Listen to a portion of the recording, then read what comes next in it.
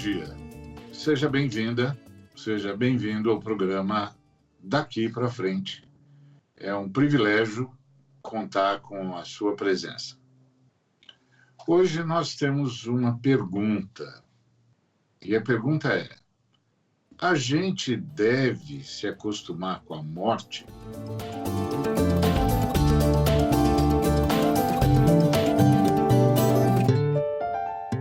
Sabe, a Bíblia fala que Jesus tem um último inimigo a destruir. Está em 1 Coríntios, no capítulo de número 15, no versículo de número 26, que diz o seguinte: o último inimigo a ser destruído é a morte. O que isso significa? Significa que Jesus vai ressuscitar todos os seres humanos no final da história da redenção. Isso em primeiro lugar. Mas em segundo lugar, isso significa que as Escrituras veem a morte como uma inimiga. Portanto, a gente não deve se acostumar com a morte. A gente não deve aceitar a morte como uma coisa contra a qual não se deva lutar, e a gente não pode achar a morte uma coisa natural. Pode parecer engraçado isso, ou até mesmo exótico, mas na fé cristã, a morte é o resultado de uma tragédia entre o ser humano e o Criador. Nunca uma coisa natural e bem-vinda. A morte não é bem-vinda. A morte é uma inimiga. Inclusive, Jesus Cristo veio ao mundo para nos livrar da morte. Jesus Cristo não veio apenas para morrer em nosso lugar, mas para vencer a morte em nosso lugar. Por isso que todos nós esperamos, temos certeza da ressurreição, e é nessa expectativa que nós vivemos, nesta certeza que nós vivemos. Por isso a gente nunca encara a morte como um desfecho aguardado, desejado, coisa que o valha. Não. A gente sempre encara a morte como um inimigo a ser vencido. E por que eu estou dizendo isso? Porque parece que no Brasil a morte está se tornando uma ação esperada, um movimento aceitável, e inexorável, e que paciência, e pronto. E eu digo isso porque nós já estamos há mais de um ano enfrentando a pandemia, chegamos a mais de 260 mil mortos, e a gente percebe que as autoridades brasileiras, e mesmo o povo brasileiro, encara isso como de só menos importância, afinal de contas todo mundo morre, etc. Deixa eu dizer uma coisa para você. Para a fé cristã, a morte é uma inimiga.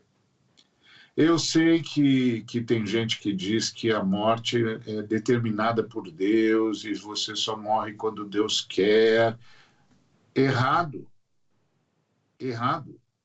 É claro que Deus está sustentando a relação de causa e efeito no universo, mas a morte pode ser postergada ou antecipada, segundo a Bíblia. Por exemplo, as pessoas que honram pai e mãe têm possibilidade de viver mais.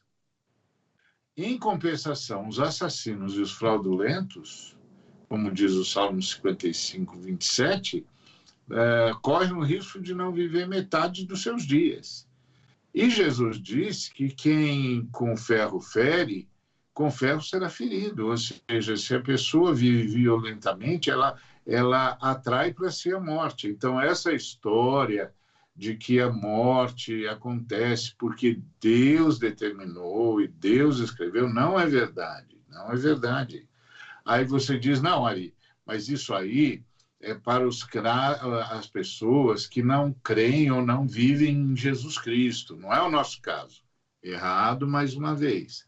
O apóstolo Paulo disse que se você participa da ceia de forma indigna, você corre o risco de morrer mais cedo. Tá certo? Além disso, o próprio apóstolo João disse que há pecados que provocam a morte. Então, essa é a forma de agir com naturalidade em relação à morte, e não opor resistência à morte, é alienação. Isso não está na Bíblia. Isso não está na Bíblia.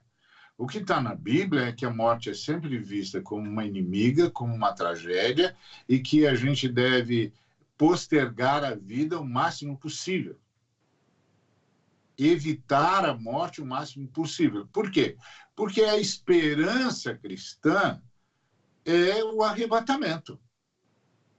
Tá certo? Não é a morte, é o arrebatamento. É a ressurreição.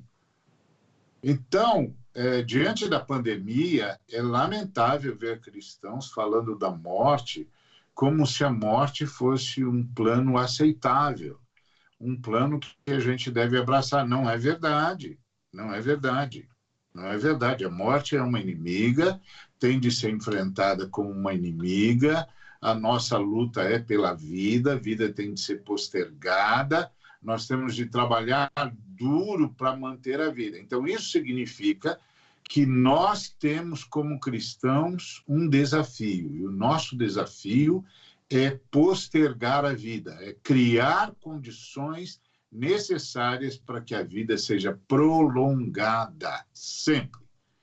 Então, imagina o que isso significa quando a gente está enfrentando uma pandemia, quando a gente está enfrentando um vírus, quando a gente está enfrentando uma epidemia, quando a gente está enfrentando uma doença com alto nível ou alto índice de mortalidade.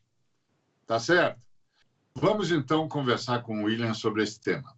William, as pessoas estão recebendo os números da mortalidade do Covid, da pandemia, com uma naturalidade, pensando que isso é uma demonstração de fé. E a fé cristã, na verdade, vê a morte como uma inimiga, inclusive vê a gente como missão de postergar a vida. Qual é a sua visão sobre o que está acontecendo? Você acha que o que está acontecendo, principalmente no Brasil, é pura alienação e um equívoco em relação à fé e à morte? Bom dia, Ari. Bom dia a todos e todas que nos acompanham aqui pela TVT. Com certeza, Ari, com certeza, a fé cristã nos demonstra isso que você deixou claro para a gente. Paulo, em 1 Coríntios capítulo 15, deixa claro para todos nós que a morte é uma inimiga. Aliás, ele deixa claro que a morte é a última inimiga a ser vencida. Então, ao meu entender, qualquer tipo de apoio e celebração da morte é opor-se, rebelar-se contra Jesus de Nazaré. Nós não podemos ter esse equívoco dentro da nossa fé. Não podemos ter esse equívoco de jeito nenhum, de estar em algum momento a favor da morte em oposição à pessoa de Jesus. Não podemos ter isso em nosso meio. Então, temos que começar a analisar o nosso dia a dia, analisar o contexto em que vivemos, e o contexto ao qual nos encontramos é de pandemia. Nos encontramos numa pandemia. E a pandemia é provocada por um vírus e nós precisamos nos educar para isso. Precisamos ter algumas compreensões, como, por exemplo, entender que já é ponto pacífico que o vírus a qual nós estamos enfrentando não tem remédio, não tem cura. Já estamos aí há mais de um ano no mundo nessa pandemia. No início, procurou-se diversas formas de poder acabar com o vírus e hoje já é ponto pacífico entre os especialistas que, infelizmente, não há cura. Não há um tratamento para cura. A única coisa que pode, sim, segundo a ciência, combater a pandemia, combater o vírus é a vacina. Não existe outra forma, apenas a vacina. Então, diante daquilo que vivemos hoje, a única forma que temos de combate à pandemia é ter vacina. Então, precisamos lutar, buscar pela vacina. E conseguir manter os meios de prevenção que são comuns, que todos nós conhecemos, que já está em voga, o distanciamento social, a higienização das mãos. Nós precisamos, urgentemente, o uso de máscaras, se opor ao uso de máscaras, se opor ao distanciamento social, se opor à higienização das mãos, da desinfecção dos ambientes. Se opor a isso é estar favorável à morte. E estar favorável à morte é opor-se a Cristo. Então nós precisamos ter isso em mente. Ter isso em mente. E nós, no Brasil, estamos chegando no momento, um dos momentos mais difíceis, desse período de pandemia. E nós precisamos urgentemente tentar parar com a disseminação do vírus. E pense comigo, se é um vírus que só existe, que ele só dissemina, ele só evolui, ele só tem a possibilidade de evoluir passando de um ser humano para outro, qual é a única forma que temos hoje, e isso há milênios o ser humano trata assim, qual a única forma que nós temos hoje de parar essa disseminação do vírus? Só existe uma. É o distanciamento social. Precisamos urgentemente que os governantes se unam em favor da população para parar com as mortes. É isso. É extremamente importante a gente lembrar disso que o William falou e não ver essas mortes como uma coisa assim de menor importância, afinal de contas todo mundo morre, é assim mesmo. Não, toda morte que puder ser evitada tem de ser evitada. Toda morte que puder ser evitada tem de ser evitada. Ok? Vamos repetir isso para nós mesmos. Toda morte que puder ser evitada tem de ser evitada. Nós vamos para um rápido intervalo e voltamos para conversar sobre essa questão de ver a morte de forma natural, se acomodando a ela como se fosse parte do processo.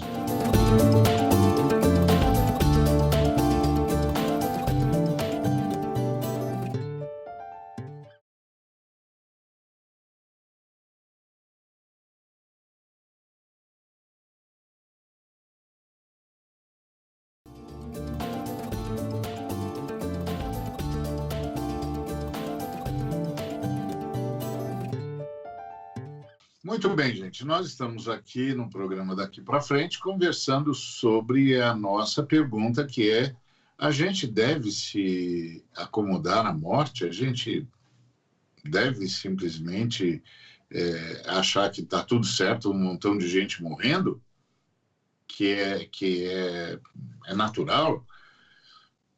Essa é a questão. E para nós evangélicos é uma questão tensa, porque tem muito evangélico, inclusive tem evangélico que é determinista, né? E que diz assim: ah, não, você só vai morrer quando Deus quiser, etc, etc. Aí é um negócio complicado, porque quando você fala que o sujeito só vai morrer quando Deus quiser, parece que isso dá uma segurança. Não vai acontecer nada comigo a menos que Deus queira. E aí você diz: ah, comigo nada pega, e se pegar porque Deus quis. Não é verdade. A Bíblia não ensina assim.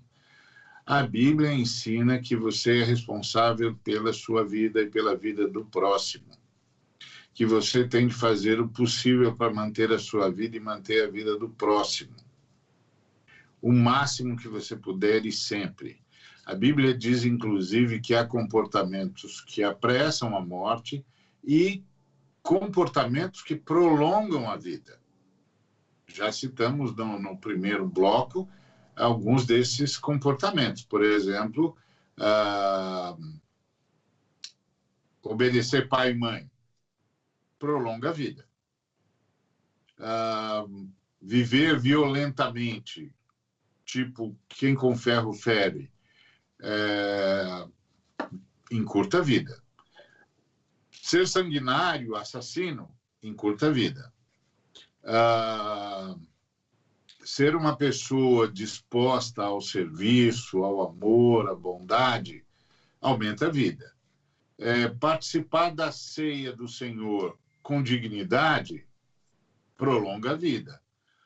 Participar da ceia do Senhor com indignidade encurta a vida. Então, tem uma série de falas nas Escrituras que tornam o prolongamento da vida uma responsabilidade da gente, sua e minha.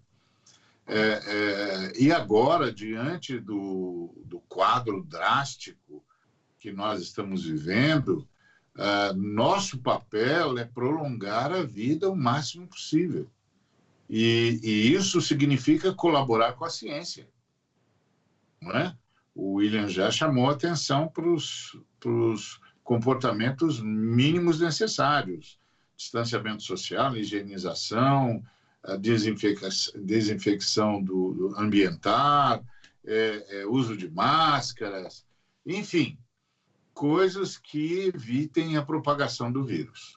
E claro, isso é uma decisão minha e sua, e também, é lógico, uma disposição de cobrança do Estado. E isso que mais me incomoda nesse quadro, que a gente está com mais de 260 mil mortes e as pessoas estão dizendo que é assim mesmo, que as pessoas só morrem quando Deus quer. Não é verdade. Não é verdade. Toda vida que pode ser prolongada tem de ser prolongada.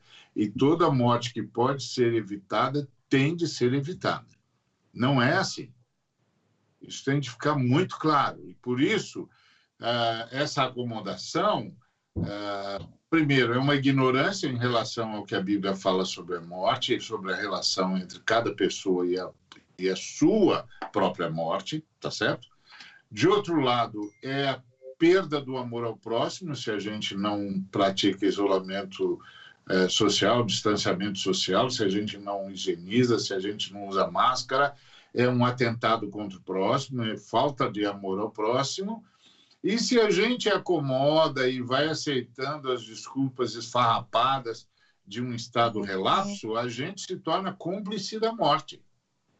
E é isso que me assusta nesse momento, que a gente já está com mais de 260 mil mortes, a pandemia explodiu e a vacina implodiu.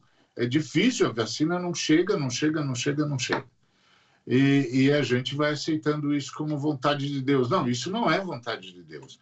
Isso é irresponsabilidade humana, é irresponsabilidade social, é irresponsabilidade política, é irresponsabilidade governamental.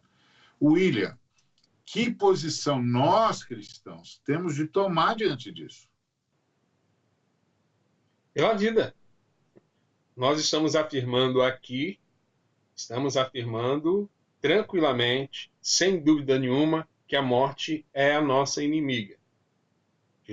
O apóstolo Paulo deixou claro, Jesus deixa claro isso para a gente. Apoiar a morte é rebelar-se contra Cristo. Porque todo o propósito da missão de Jesus é dar a vida.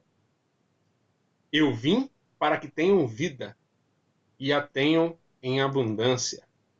Esse é o propósito de Jesus revelado em João 10:10. E esse propósito, ele está falando em contraste ao do falso pastor. E é interessante a gente pensar a respeito dessa figura do pastor nas Escrituras, que ela é muito utilizada. E nesse contexto da fala de Jesus, o texto de Ezequiel 34, ele aparece como concordância, porque lá tem o pastor e as ovelhas como exemplo. No escrito do profeta, os governantes, que são os pastores, os governantes são os pastores, as ovelhas são o povo. Então, nesse texto do profeta, os governantes, como pastores, eles são condenados como negligentes, tirânicos. Por quê? Porque eles não se importam com as suas responsabilidades. Eles não se importam com as suas responsabilidades. O versículo 4 de Ezequiel 34, ele diz: vocês, governantes, falsos pastores, não fortaleceram as fracas ovelhas, vocês não curaram o meu povo, não curaram as doentes, não enfaixaram as quebradas, não trouxeram de volta as desgarradas, não buscaram as perdidas, mas dominam sobre elas com força e tirania. Governos assim, que não cuidam do seu povo. Diz mais o profeta que eles abusam da sua função e eles cuidam apenas de si mesmo. Ao invés de cuidarem da população, já que a sua vocação enquanto governante, por isso a figura do pastor, o governante tem essa figura do pastor por causa disso, porque ele deve cuidar, zelar pela população, e nós estamos ressentindo disso no nosso país, que deveriam zelar pela população, e como consequência dessa falta de zelo, qual é? O texto diz que o povo, ou seja, as ovelhas, elas se tornaram presas fáceis para as bestas feras, né, do campo. O versículo 8 diz: tão certo como eu vivo, diz o Senhor Deus, vistos que as minhas ovelhas foram entregues à rapina e se tornaram pastos para todos os animais. Então é nessa conjuntura que Jesus diz que o falso pastor, o governante fake, é ladrão. Pois enquanto o bom pastor ele dá vida, a especialidade do ladrão, desse governante, é matar, é roubar, é destruir. Você já ouviu algum governante dizer que a especialidade dele é matar? Então, é desse tipo de governante que a Bíblia está falando. Eu acho interessante a interpretação do Barclay dessa fala de Jesus, que ele coloca as seguintes palavras nesse texto de João. Houve homens que afirmaram que eram líderes que Deus lhes enviava. Deus estava enviando esses homens. Só que esses homens criam na guerra, no assassinato e na morte. Em contraponto a isso, temos Jesus, que traz um caminho de paz, amor e da vida. Então nós temos que pensar: que governante é esse? Que contexto é esse que nós estamos vivendo?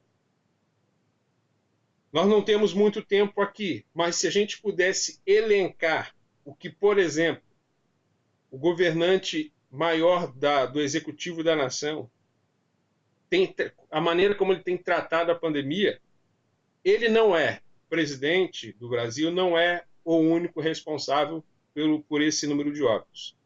Mas, com certeza, ele é o maior responsável por tudo isso que está acontecendo. É ele que está se opondo à vacinação e criando obstáculos para ela.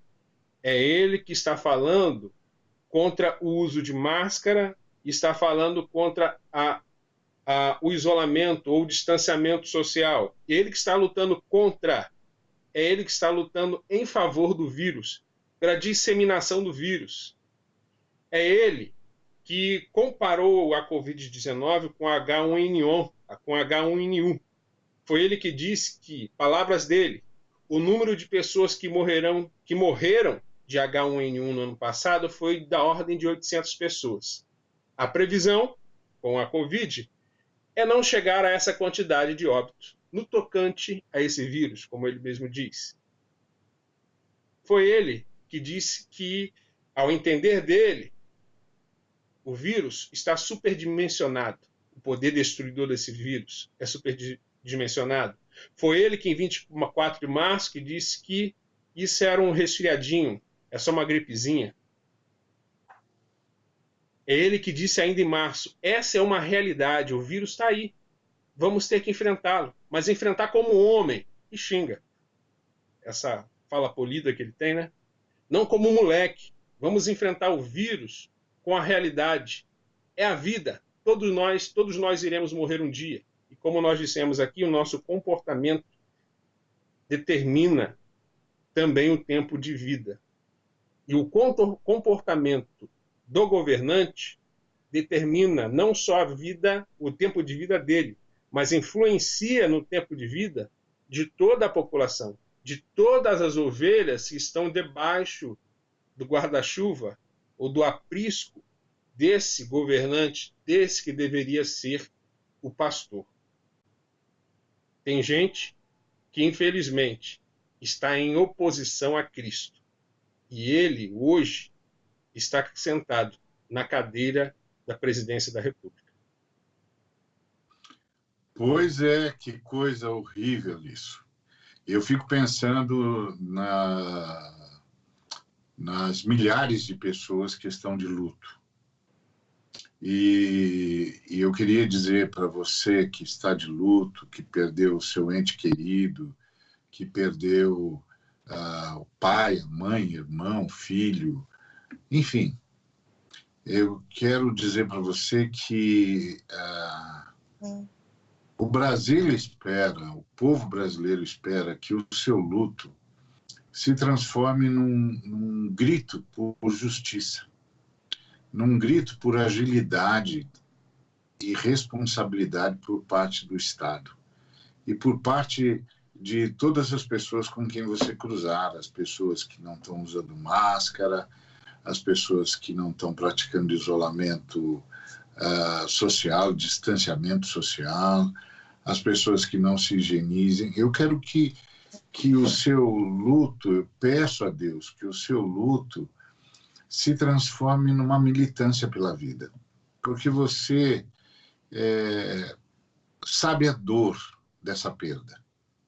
A gente espera que o Espírito Santo console você.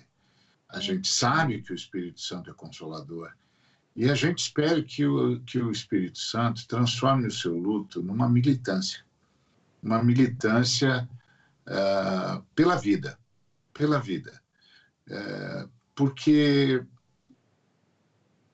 provavelmente, em muitos casos, muitos dos que estão de luto não precisariam estar de luto. Não precisariam. Eles estão de luto, elas estão de luto, porque houve irresponsabilidade por parte do governo, porque houve letargia, demora, incapacidade logística, descuido e uma profunda um profundo escarnecimento. A Bíblia diz que não é para se assentar na roda dos escarnecedores. E a gente olha para o governo e a forma como o governo tem tratado essa crise sanitária e o que a gente percebe é o que o Salmo 1 chama de escarnecedor. Aqueles para quem a vida humana não tem valor nenhum.